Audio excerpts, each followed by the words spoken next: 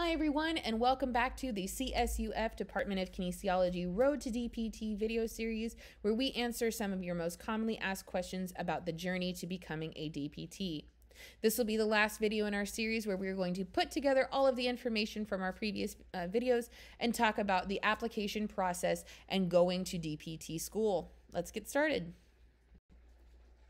All right, so putting it all together, we are now coming to our application process, and we want to make sure that before we apply, all or almost all of our requirements have been completed prior to starting the PTCAS application. Some programs may allow you to apply with certain classes outstanding, which means some programs will say you can have up to 2 classes that are not done yet at the time of application, but you need to have them done before you start the program, versus some programs that say, no, all of your classes and all of your prerequisite requirements must be done at the time of application. So it's really important to pay attention to hard deadlines for things like the GRE, for classes and when you need to have them done by, if certain classes expire, if you took them a long time ago, et cetera, to make sure that you have everything you need at your fingertips. Third of all, you want to make sure that you have been in contact with the people who will write you letters of recommendation. Make sure you ask them nicely to write you a letter of recommendation, and that they are aware that you are going to be applying soon, so that they can expect a link from the PTCAS to have that letter all done. Through the PTCAS, you will be able to send them an email and will go directly through their system. So you do not need to ask them to write you a letter and give it to you. It is going to go straight through the system. You will never see it. But please make sure that they are lined up and they are aware that this is something they need to do for you very soon. Now, we'll go ahead and get into the PTCAS, and I know that I have mentioned this acronym quite a few times in the last videos, but basically what the PTCAS is the Physical Therapy Centralized Application System, aka your one-stop shop for all application needs. The PTCAS consists of 4 sections. So you have personal information, you have academic history, supporting information, and program materials. And you'll see that in those boxes on the right that there are a couple different subsections for each. So personal information may have 6 sections, academic history with 3, supporting information with another 6, and depending on how many programs you apply to, you may have a variety of program materials that you need to complete. Again, there are 239 programs in the PTCAS system, and that is the vast majority of accredited physical therapy schools. So it is very easy. Again, this is a centralized application system, so it is very easy just to select which programs you want from the list and go ahead and send them all from one centralized application. All right, so once you go to ptcas.com and you create an application, this is the page that you will see. This is your application dashboard, and this is the My Application tab at the top. Now, you are viewing my personal application, so this is going to look different for you than it does for me, because this is the one I did this year. And you can see that there are 4 different sections that we just outlined in the last slide. You have personal information, which is mainly demographic info. You have academic history, which is going to be the colleges that you've attended, your transcript entry, and your standardized tests, aka your GRE and possibly English fluency exam. You have supporting information, which is where your letters of rec, your observation hours, your experiences, achievements, licenses, and your personal statement will go, as well as program materials, which again are going to vary depending on how many schools you apply to and what they require. This dashboard will show you all 4. And then if you want to add a program, or you say that there's another program that is piquing your interest, you can go to the Add Programs tab like I just did, and you can scroll and look through all of the different programs that you can possibly add through the PTCAS. And again, all of these can be sent through the centralized application. You do it once and it goes off to every school. Over in the top right corner, you can see the check status bar, where it will tell you your overall status of your application, what you have done and what you still need to do. You can see the status of your transcripts, whether they've arrived, your letters of rec and whether they've arrived, your standardized test scores that you send, whether or not your observation hours have been certified, and you can see your programs and the application status within each individual program.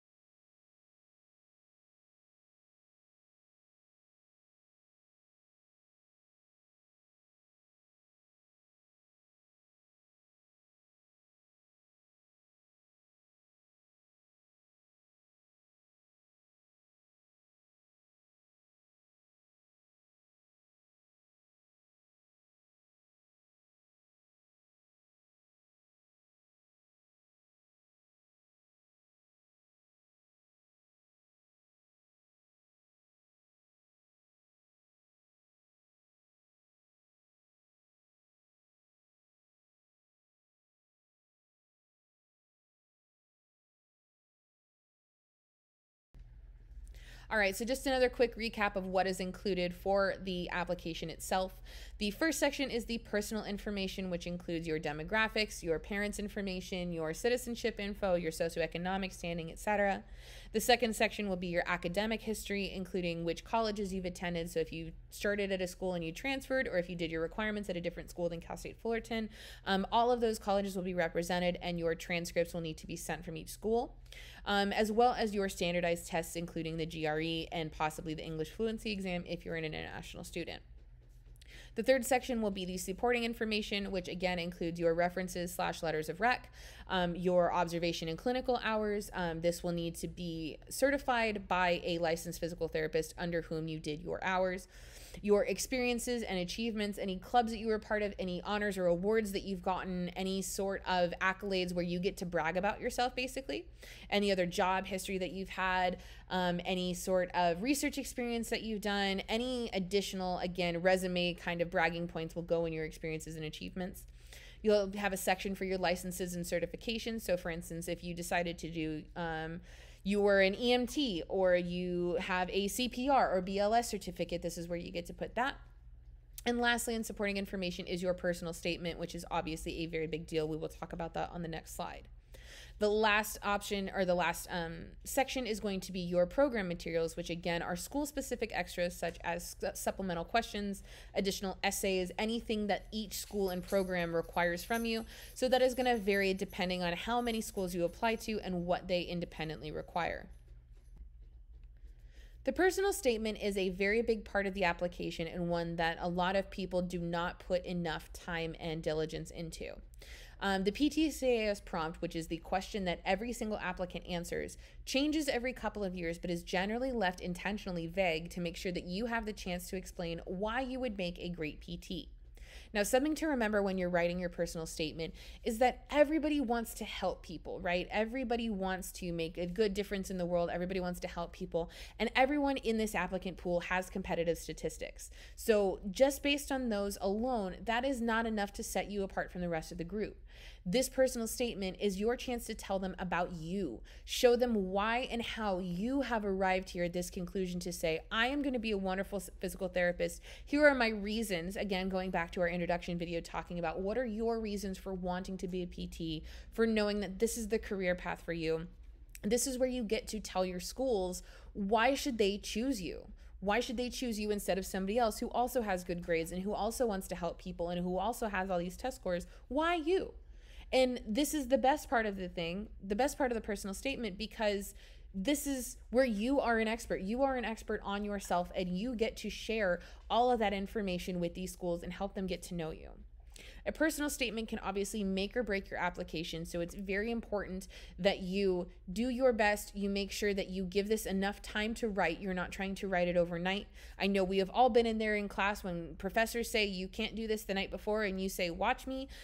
This is not one of those times. We want to make sure that we are putting our best foot forward, that we have all of our grammatical mistakes fixed, that we have good sentence structure, that we are painting ourselves in the best light possible, and it is cohesive, and it makes us look like a great candidate for the program. It is very advantageous to have people read these personal statements, whether that be professional people that you pay to read them, or even just some of your friends, colleagues, professors, etc., who might be willing to help you for free. Have different sets of eyes look over these. Make sure that you are giving this enough time, that you are, again, painting yourself in the best light and selling yourself to these universities to say, why me? Now, the timeline for the application can be a little bit confusing because you apply the year before you want to start the program. So for instance, if you wanted to start fall in 2022, you start the summer/fall of the year 2021, because it is an entire year-long process before you get there. The PTCAS application opens on or around July 1st of every year. They usually do a soft launch early, like May, June-ish, but I learned this the hard way. If you do it too early, they will erase all of your data and you have to start July 1st anyway. So be prepared on July 1st, have everything together. As soon as the application opens, start applying as soon as possible. Most of the deadlines are somewhere in October or November, but the earlier you apply, the better chance you have. I cannot stress this enough.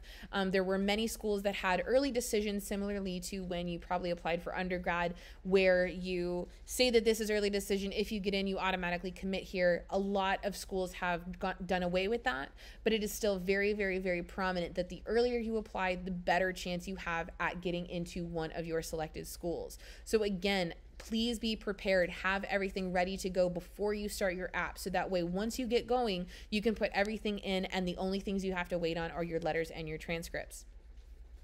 Some schools may have an interview process in which invites and your interviews will usually occur during November and December, and all of your decisions can usually be anytime between December and April. I know that this is a really big window of time, and when you have a lot of nerves and you are anxiously waiting a decision, that can seem like a very long time, but I promise you it is worth it. Just be patient and trust the process. But again, this is a very, very long process to go from July to April, understanding that you then have basically the summer, if that, to prepare to start your program. So again, make sure that you have all of your requirements done, all of your application points lined up, ready to go, so that way you can get your application going, get it sent in, and be the best prepared that you can be to start your process. In conclusion, to wrap up this entire video series, physical therapy is an incredibly rewarding, unique, and fulfilling career, but the journey is long and it is not for the faint of heart. Again, this is quite an investment of time, of money, of resources, and energy for you, and we want to make sure that you are best set up on this path. Please do not be deterred if you do not get in your first time applying. Again, this is a very stringent, competitive process, but you are preparing for a lifelong career. I promise you that having one extra year does not mean that all of your work is for naught. It just means that we are trying to find the best program that is going to be for you to set you up for success. Take the steps early. Prepare all of your application, stay organized, make sure that you prepare your prerequisite classes, stick to a timeline, make those relationships with professors and people that are going to write you letters, get people in your corner. You are going to thank yourself later. Again, this is a very long process, and believe me, you have so many people in your corner. Please do not be afraid to take advantage of the resources that you have. Make sure that you reach out and make relationships with your professors, with your advisors, everyone here in the Student Success Center who is happy to help you at any time. Make sure you're looking at the APTA website for any questions that you might have. Look at school websites and talk to school advisors for any questions that you might have about specific programs. We are all here to help you, and we want what is best for you. This is, again, a very long process, but you have put in so much work, and it will pay off as long as you see it through. This concludes our Road to DPT video series. If you have stayed and watched all of these, thank you so much for tuning in.